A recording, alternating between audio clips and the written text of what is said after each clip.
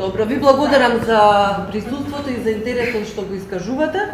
Денешната пресконференција е со тема итни измени на регулативата за спас на местно преработувачката индустрија.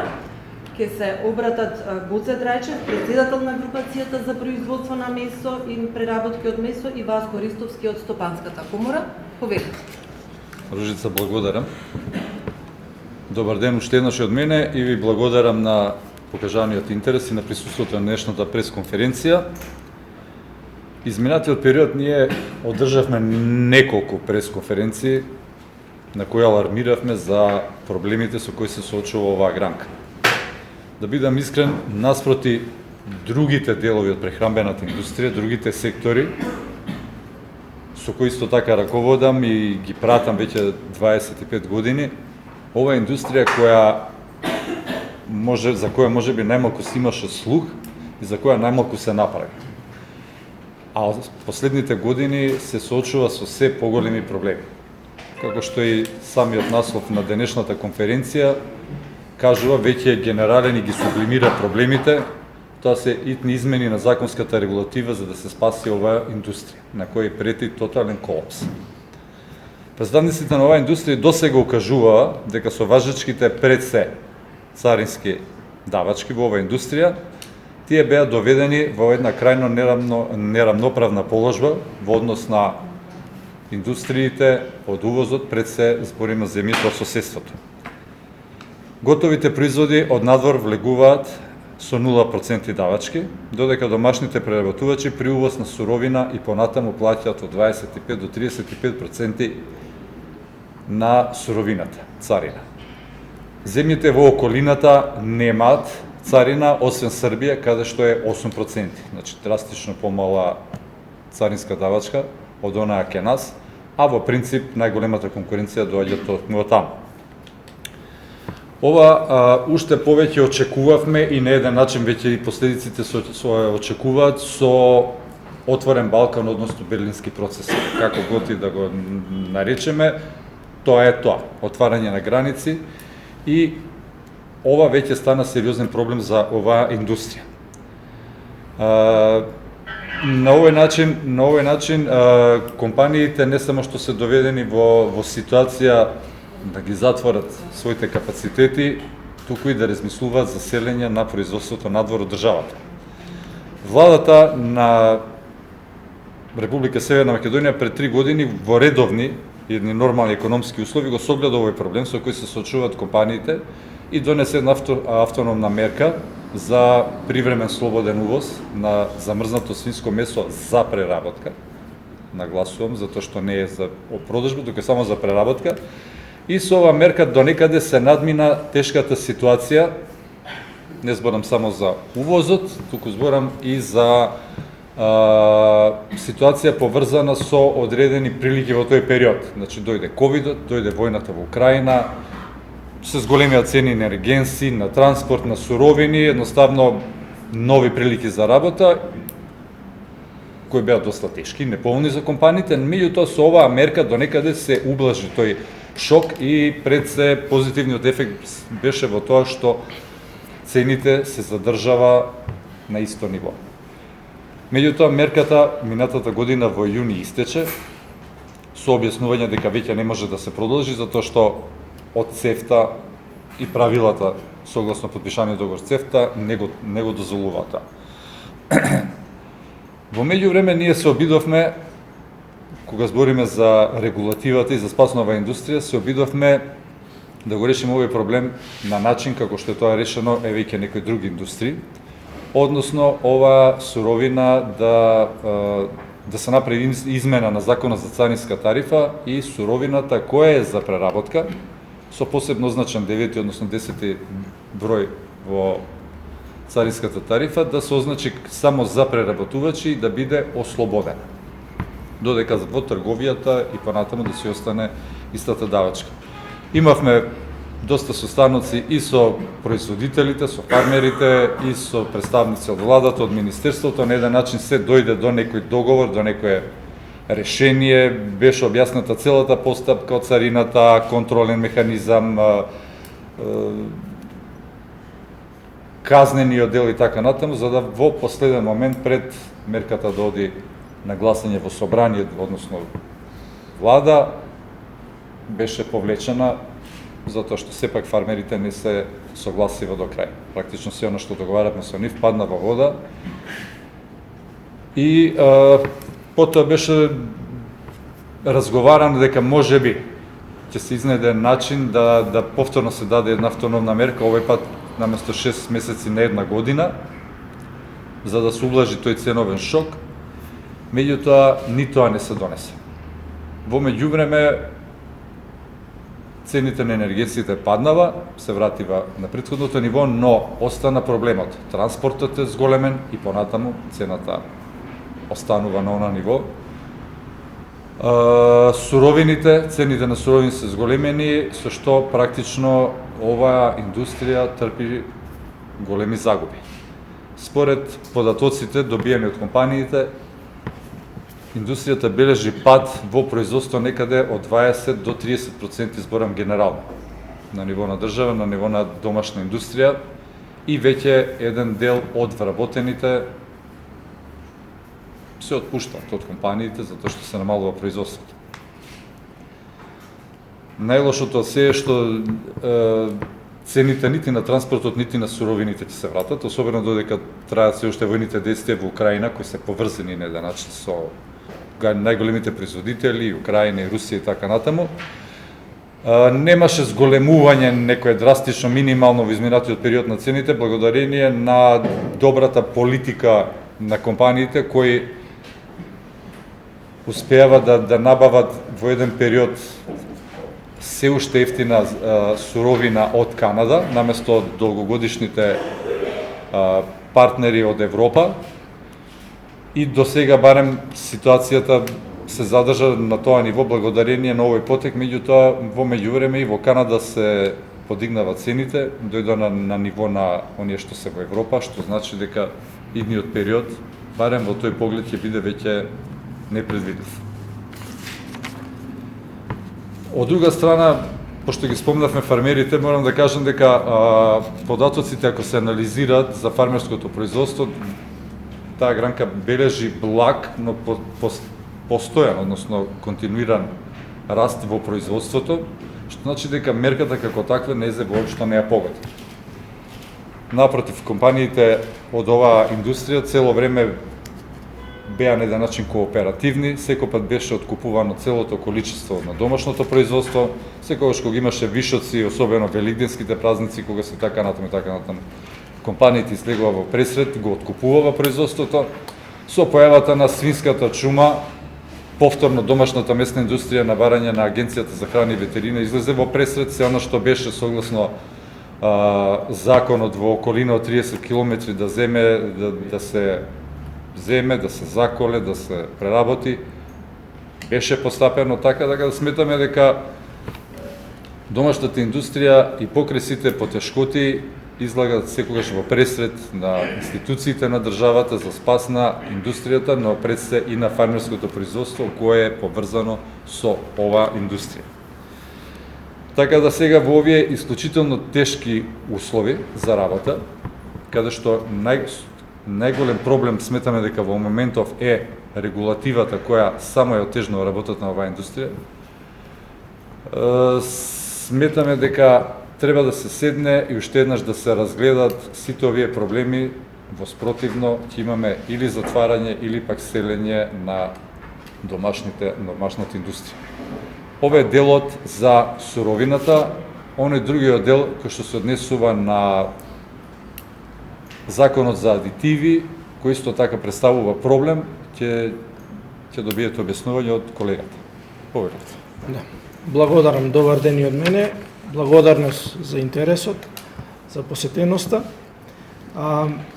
За жал, итноста на барањето немаше да биде потребна доколку надлежните институции, во конкретниот случај Агенцијата за храна навремено и еднакво ги спроведува предлозите и решенијата што ги доставувавме ние од групацијата на месопреработувачи, но наместо мерки и активности ние добивме за подобрување на условите, ние добивме казни и добиваме казни од сопствените институции, која што единствено како единствена цел ја гледаме само можноста за полнење на буџетот, а друга причина не можеме да претпоставиме, затоа што на оваа проблематика сме разговарале и пред неколку години.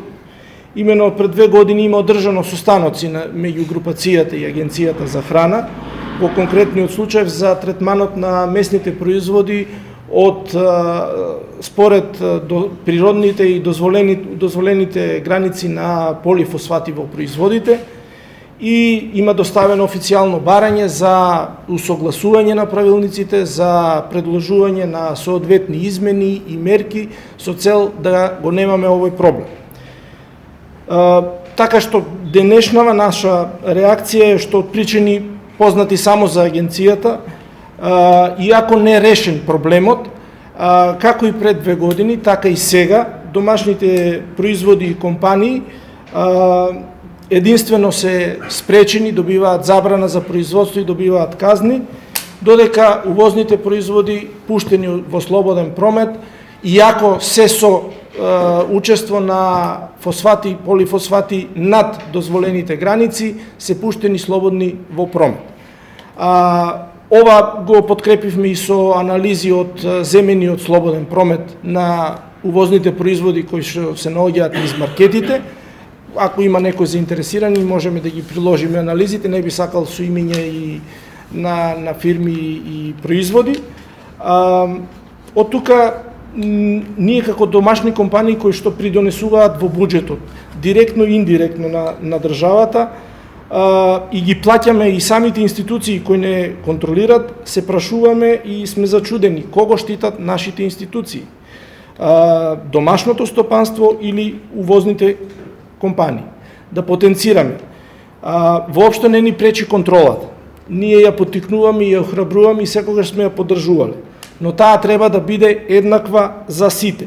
И во конкретниот случај, домашните компании, зошто домашните компании се секогаш први на удар, без воопшто да се исконтролираат увозните. Така што неоправдано се добива впечаток кај потрошувачите, кај нашите потрошувачи, дека домашните производи и производители се понеквалитетни од увозните, што е далеко од реалното. Да се навратам и на колегата Васко. Значи, не само што не го прифатија нашето главно барање за намалување на царините, тука мислам пред се на економските ресори во владата, на замрзнато свинско месо за преработка, туку добиваме и нерамноправен третман во сопствената држава од домашните институции во корист на увозните компании. Зборувам од името на мојата компанија, после 65, МИК Свети Николе, после 65 години постоење, сериозно и долгорочно целиот менеджмент размислува да се пресели целото производство во соседството, каде имаме многу подобри услови и многу подобар третман, каде што во еден момент и ние ќе станеме странска компанија која што ќе продава и ќе извезува на нашиот пазар. Така да истакнуваме, ние компаниите од местната индустрија сакаме да продолжиме да работиме во нашата држава, сакаме да придонесуваме кон буџетот на државата, сакаме да вработуваме и да зголемуваме плати на вработените и инвестираме во развојот на гранката, но ве молиме и заднечете ги условите за стопанисување и контролирање, за да можеме рамноправно да се бориме со сите конкуренти. Уште еднашка слушнете ги барањата и предлозите на стопанството од тие малку кои што останавме. Значи, итно донесете ново продолжување на мерката или трајно или некој вид на трајно законско решение за намалување на царината на замрзнато свинско месо наменето за преработка и итно поставете еднакви услови за контрола и правила на игра за сите учесници на пазарот, без разлика дали се домашни или увозни. Ова е првично излагањето, повелете. Да, ви благодарам. Повелете со прашање. Господине Трајчев, која е границата на дозволени и што значи тоа поголемо присуство на полифосфати? Многу добро прашање. Имате два типа на правилници. Едниот е правилник за месо и производи од месо, во однос правилник за барањата за квалитет на месо и производи од месо, да бидам попрецизен, а другиот е правилник за адитиви. Едниот, ако ги прашате агенцијата, ќе ви кажат дека е усогласен, меѓутоа според нас тоа е само препишан од европските, така што кај нас моментално официјално толкување од лабораториите немате и нема да добиете, и на секоја анализа добивате само известување колку е учеството, а нити дали е дозволено или недозволено. Тоа толкување останува на инспекторите. Инаку во правилникот е 0,5 или 5000 единици, меѓутоа сите соседни земји и европскиот е 0,8 или 8000.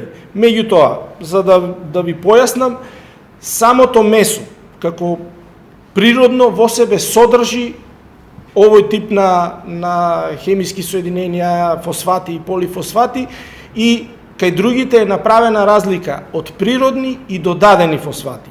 Кај нас таква разлика нема и автоматски имаме лошо практицирање, и на овие така тешки услови на стопанисување дополнително имаме отежнувања, забрани за пуштање у промет, забрана за производство, за нешто што од страна, како да ви кажам, домашните компании се контролирани според домашниот правилник, а увозните ги според... Сакате да ми кажете за ни важи 0,8 да влизат тука ние да сјадаме саламки, а за вас важи 0,5?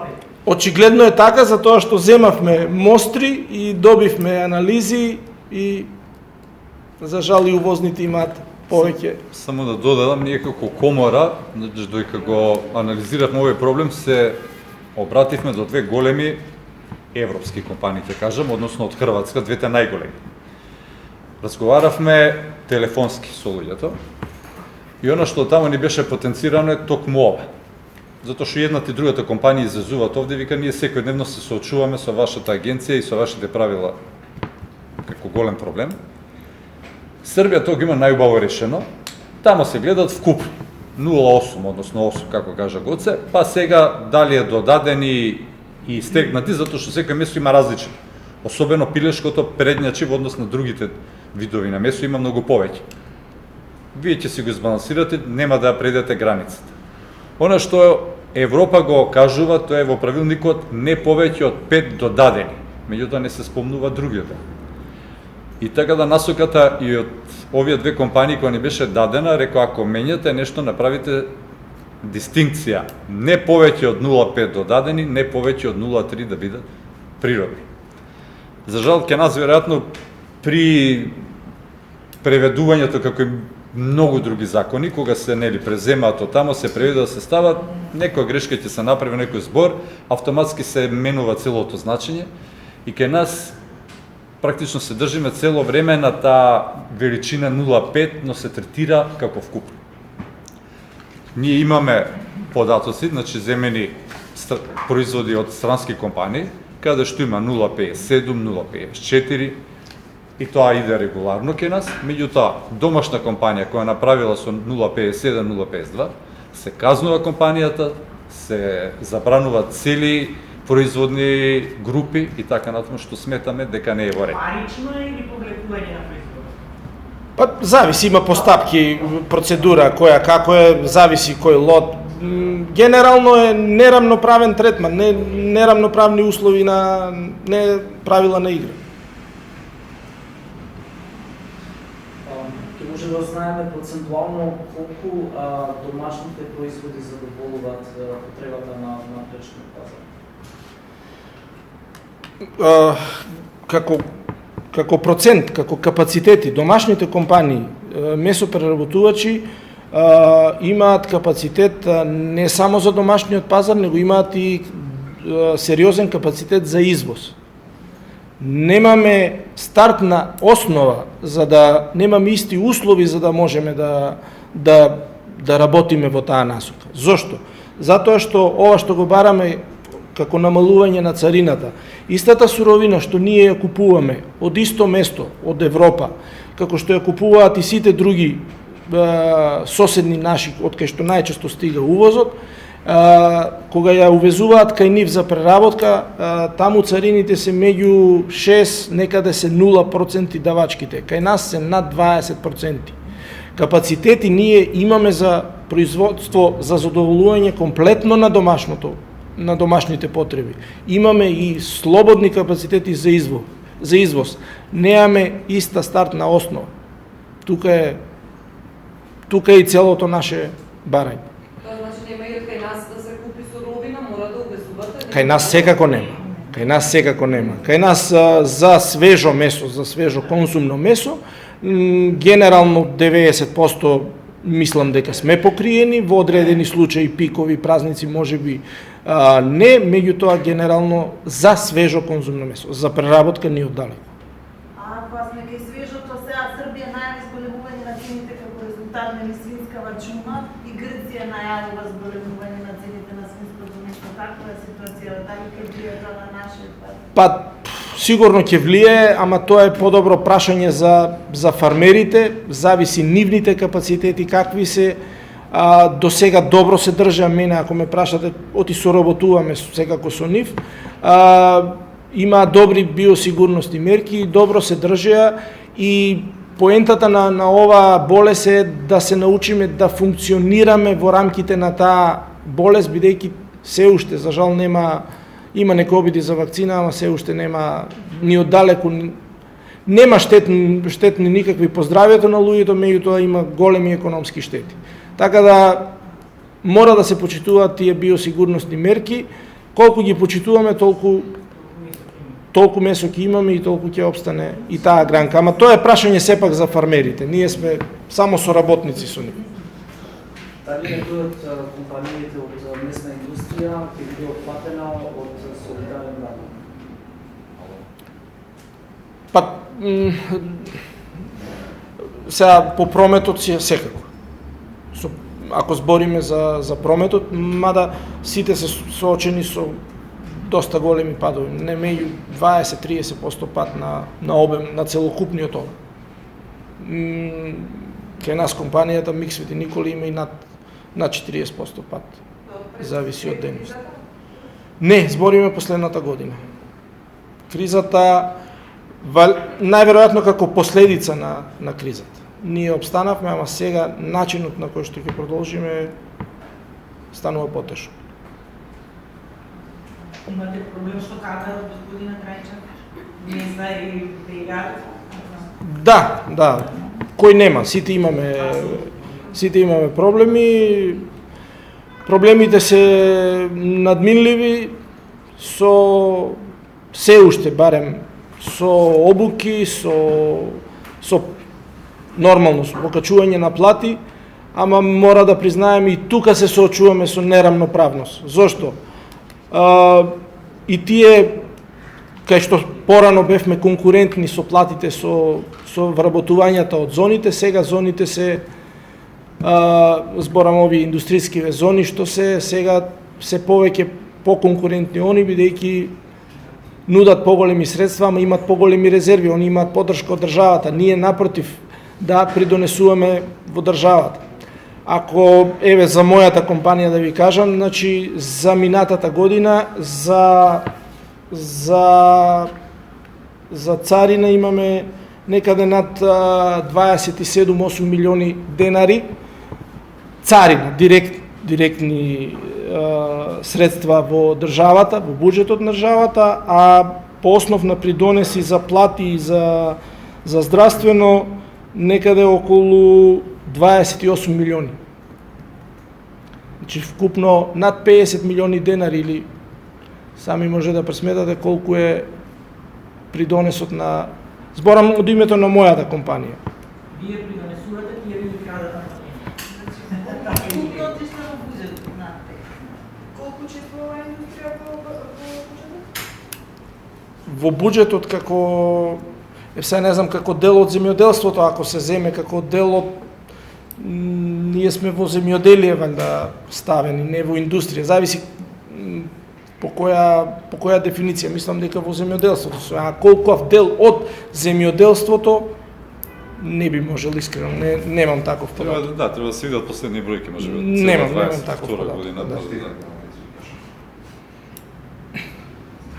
Може да знаеме во распоредба со соседните држави цената на свежо месо зошто е малку поскапо од соседните држави? Цената на свежото месо пак ќе речам ова е повеќе за фармерите. Моje лично мислење е зошто од секогаш ние сме имале повисоки цени.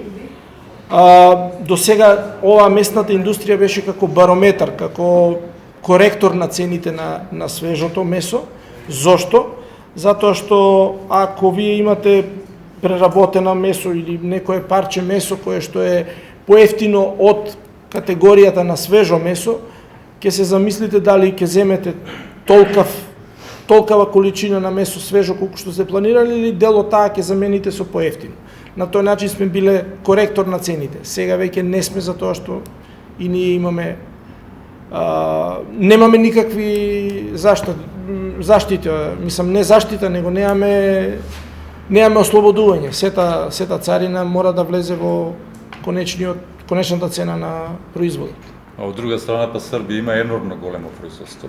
Енормно. Тие се голем производители генерално на светско ниво, спрема големина, спрема број на луѓе, важат за производител, ефтино, затоа што имаат се, енергенси, храна, житарици, производство. Не можете со нив да се мерите.